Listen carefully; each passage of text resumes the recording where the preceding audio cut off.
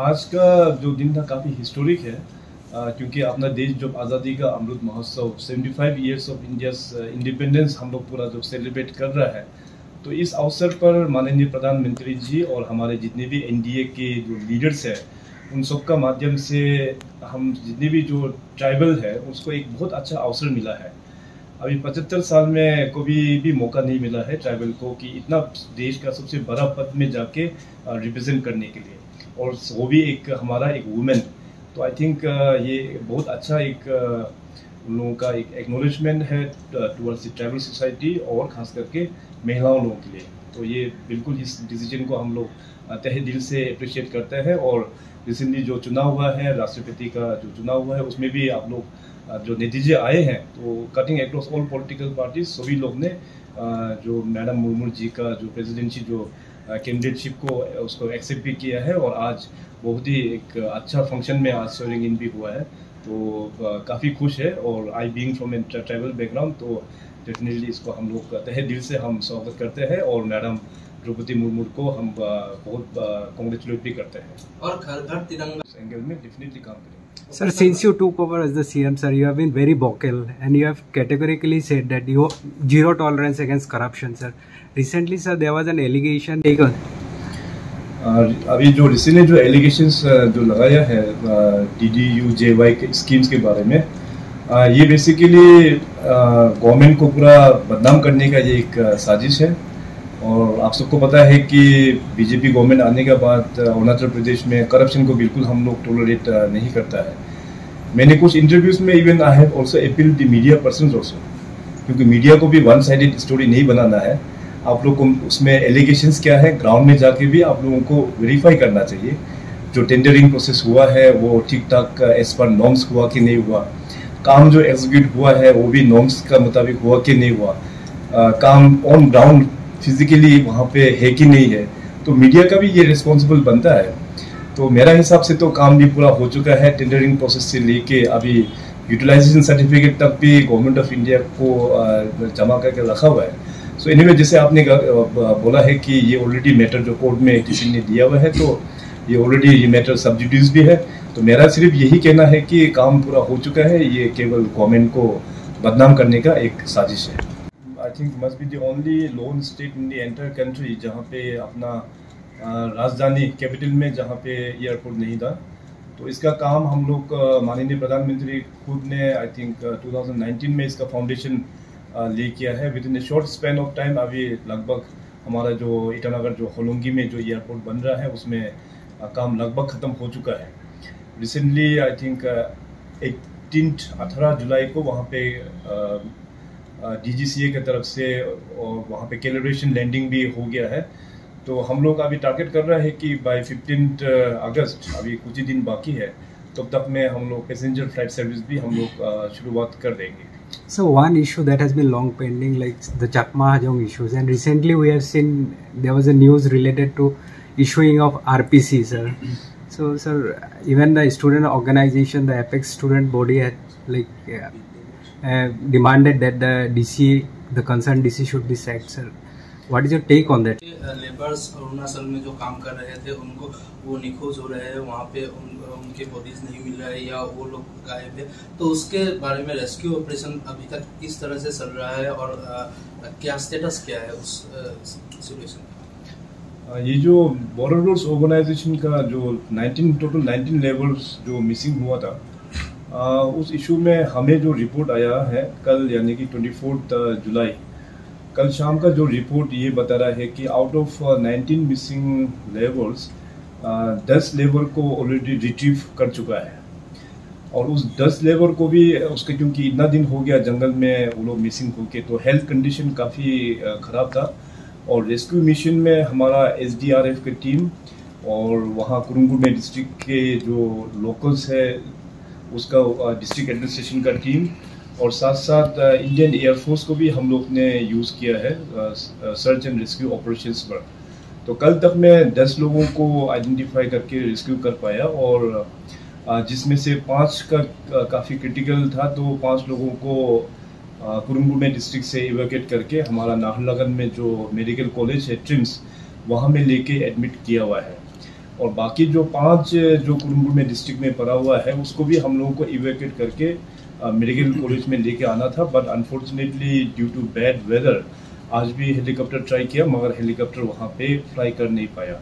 So as of now out of 19 missing labourers of BRO उसमें से 10 हम लोगों को मिल गया है and 9 are still missing.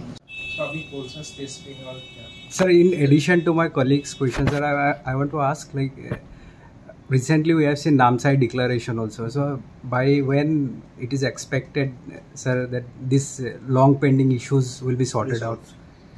Assam हद तक हम लोग ने डिलिब्रेशंस करके सॉल्व किया है। अभी असम अरुणाचल का इन पर्टिकुलर बात करें तो मैं और मुख्यमंत्री असम हम लोग कुल मिला के 3 बार का बैठक हम लोग हो चुका है। Third was held in Namsai recently, जहां पर हम लोग का राज्य सरकार और असम की राज्य सरकार हम लोग ने तय किया है कि हम लोग कमिटीज बनाएंगे और इस both the committees will be headed by the respective ministers of both the states. तो उसी प्रकार से नामसाई में जो मीटिंग हुआ तो जितने भी जो चेयरमैन था असम का भी और अरुणाचल का भी उसका भी वहाँ पे सब बैठक हुआ और जितने भी जो डिस्ट्रिक्ट्स हैं डिप्टी कमिश्नर्स और कंसर्न जो ऑफिसर्स हैं उनका हम लोग VC के दौरान उस मीटिंग में हम लोग ने एड्रेस किया। तो कुल मिला के अरुणाचल असम का जो बाउंड्री जो मैटर है 123 विलेजेस में डिस्प्यूट है बोल के दिखाया गया है। बेस्ड ऑन दी हम लोग का जो सोल्यूशन जो है बेस्ड ऑन दी जो बेंच लाइन है वो लोकल कमीशन रिपोर्ट 2007 के आधार पर, तो उसका मुताबिक 123 विलेजेस में प्रॉब्लमेटिक एरिया है बोल के शो किया है। तो उसको चलते हुए हम लोग ने वहाँ पे डिसाइड हुआ देखा तो आउट ऑफ 123 विलेजेस अराउंड 37 कुछ विलेजेस में तो बिल्कुल डिस्प्यूट ही नहीं था। तो उसको हम लोग ने पूरा एग्रीमेंट करके वहाँ से निकाल दिया। अभी शायद कुल मिला के अराउंड 89 और समथिंग, हमको एग्जैक्ट फिगर याद नहीं आ रहा है मगर उतना ही बचा हुआ है। 89 विलेजेस बचा हुआ है। तो इसको भी हम लोग ने टाइमलाइन दिया है कि बाय सितंबर 15 दोनों राज्य के जो चेयरमैन और मेंबर्स जो लोग हैं वो लोग वेरिफिकेशन के लिए ऑन ग्राउंड विजिट करेंगे, वहाँ के जनता के साथ मिलेंगे विदाउट एनी डिस्प्यूट। असम की जनता को भी सुनेंगे और अरुणाचल का पक्ष भी सुनेंगे। तो बाद में रिपोर्ट जो है दोनों राज्य सरकार को सबमिट करेंगे, फिर हम लोग डिस्कस करके उसको फर्दर फिर गवर्नमेंट ऑफ इंडिया में हम लोग भेजेंगे।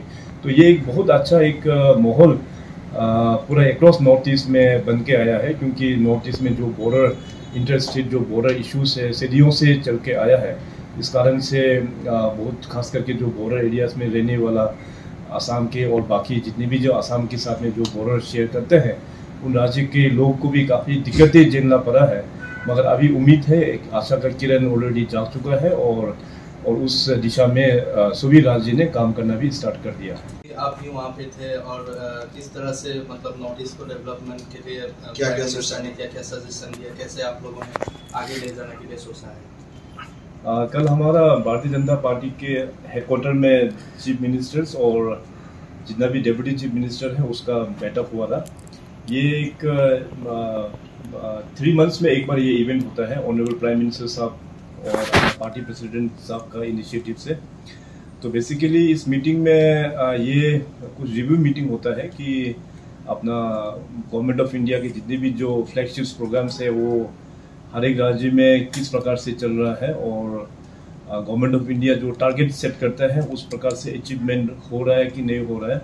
तो ये बहुत अच्छा एक इनिशिएटिव ऑनरेबल प्राइम मिनिस्टर साहब ने शुरुआत किया है और इस मीटिंग के कारण से अभी कई सालों से ये मीटिंग कंडक्ट होकर आ रहा है और ऑन ग्राउंड में इसका बहुत पॉजिटिव रिजल्ट हम लोगों को देखने को मिल रहा है, क्योंकि जो प्रधानमंत्री इन्वॉल्व हो जाता है और राज्य का जो सभी मुख्यमंत्री डेप्यूटी चीफ मिनिस्टर जब इन्वॉल्व हो जाता है तो पूरा सिस्टम वाकई ही पब्लिक वेलफेयर के लिए उसमें पूरा इन्वॉल्व हो जाता है। तो ये बहुत सक्सेसफुल मॉडल है।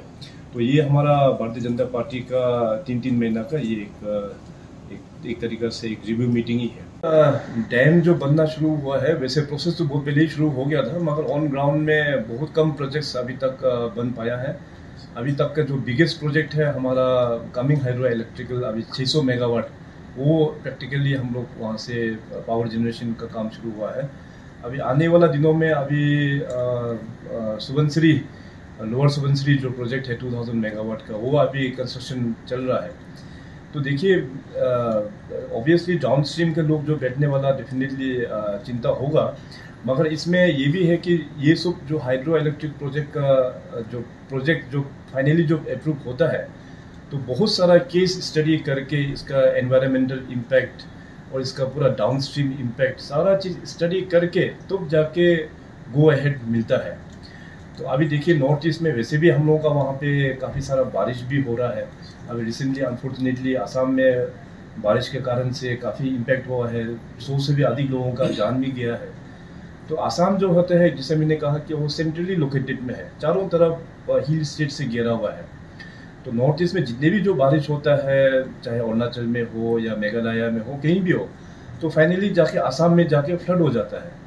अभी आप एग्जांपल के तौर पे देखिए कि अभी हमारा जो सुबनसिरी में जो डैम अभी अंडर कंस्ट्रक्शन में है, उस एरिया में देखिएगा तो इस बार फ्लड से उतना ज़्यादा इम्पैक्ट शायद हुआ तो होगा, लेकिन उतना ज़्यादा नहीं हुआ होगा। तो लॉन्ग टर्म सोल्यूशन जो होता है, अगर डैम अरुणाचल में बनने से असम के लिए शायद ये एक लाभदायक भी होगा। तो नो डाउट, लेकिन जो वहाँ के डाउन स्ट्रीम के जो लोग हैं, उनका भी जो चिंता है उसको भी हम लोगों को एड्रेस करेंगे और हमें बिल्कुल और माननीय प्रधानमंत्री जी ने लिया है हर घर तिरंगा।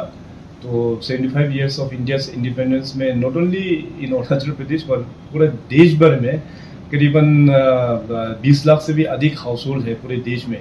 तो सभी का घर पे इस बार झंडा लहराएंगे और ये किसी पॉलिटिकल पार्टी का एजेंडा नहीं है, वो सभी पॉलिटिकल पार्टी सब लोग इसमें एक ही साथ है। जितने भी जो एनडीए है या चाहे ओपोजिशन लोग भी इसको अप्रिशिएट भी करते हैं और सब लोग एकजुट होकर हम लोग इस कार्यक्रम को हम लोग सक्सेसफुल बनाएंगे। अरुणाचल में करीबन अबाउट 4 लाख हाउस होल्ड है। हमारा जो टैक्स का ऑलरेडी ऑर्डर दे चुका है और इसमें खासियत ये है कि जनता लोग खुद भी, सरकार की ओर से नहीं बल्कि हम लोग खुद झंडा परचेज करके हम लोग घर पे लहराएंगे। तो ये अपना देश के प्रति जो अपना सम्मान है, इसको जाहिर करने के लिए ये बहुत अच्छा अपॉर्चुनिटी एक पूरा एक यूनाइटेड फॉर्म में माननीय प्रधानमंत्री जी ने हम सबको दिया है। तो it will be a very success. Next issue है इनकम टैक्स अरुणाचल प्रदेश, क्योंकि उन लोगों को जो वहाँ पे भारत सरकार ने जो वहाँ पे रिफ्यूज दिया, तो with proper identification and proper location का साथ में उन लोगों को वहाँ पे एक शरण के तौर पे वहाँ पे रखा हुआ था। मगर ओवर दी टाइम काफ़ी इन्फ्लक्स भी हो गया था और अरुणाचल में क्योंकि बारिश भी काफ़ी होता है, जहाँ पे उन लोगों को बसाया था वहाँ पे भी फ्लडेड होके वो लोग भी जंगलों में जहाँ तक इस्टेब्लिशमेंट होना शुरू कर दिया। तो इसको भी हम लोग चाह रहे हैं कि एक परमानेंट सोल्यूशन होना चाहिए, क्योंकि चकमास लोग भी after all they are also an human being. तो मैं बात कर रहा हूँ अभी भारत सरकार के साथ में, ऑलरेडी हमारे होम मिनिस्टर साहब के साथ में भी बातचीत हुआ है। मगर इसमें इसमें एक ये क्लैरिटी हम लोगों को जानना चाहिए, क्योंकि Arunachal Pradesh is a protected state. इसमें अपना BEFR 1873 जो ILP जो बाहर के लोग भी वहाँ अगर जाना है तो ILP का ज़रूरत होता है। तो उस चीज़ में ये क्लियर कट है कि वहाँ पे सेटलमेंट बाहर के लोग वहाँ पे कर नहीं सकता है। So this is very clear कि आज नहीं तो कल जो भी हो, हम लोग एक अच्छा सोल्यूशन देख के जितने भी हमारा वहाँ पे जो चकमास लोग अभी बैठा हुआ है उनको भी धीरे धीरे हम लोग वहाँ से निकाल के बाकी जगह की दूसरा जगह में हम लोग सेटलमेंट करा के देंगे।